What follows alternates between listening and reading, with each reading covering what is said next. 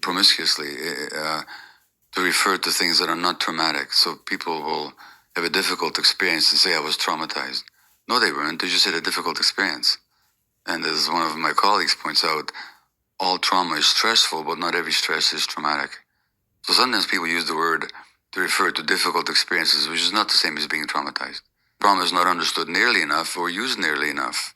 So that, to my mind, a lot of conditions of mind and body are actually very much trauma related without the healing profession, particularly the medical profession, actually recognizing it. So trauma then it comes from the Greek word for wounding. Trauma is a wound.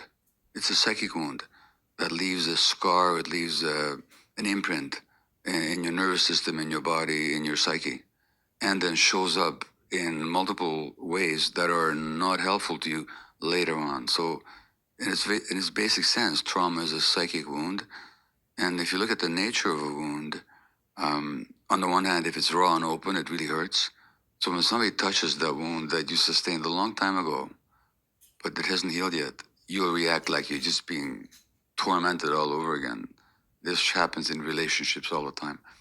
On the other hand, wounds scar over, and the scar tissue has certain features. It's very hard, it's rigid, so it's not flexible. So people tend to be rigid when they're traumatized. It also doesn't grow. So trauma very often stops emotional growth and development. So on the one hand, it's very raw and painful. On the other hand, it's even lacks sensation because scar tissue doesn't have nerve endings in it. So trauma then, just to finish, is not what happened to you. So trauma is not the difficult incidents. Trauma is the wound that is sustained as a result. So the trauma wasn't, for example, the sexual abuse. Trauma was the wound that the person sustained as a result of having been abused. That's the good news, Jay, because if trauma is the wound that we sustained, it can be healed at any time. If trauma is what happened to me 75 years ago or 78 years ago, it happened. It never not will have happened.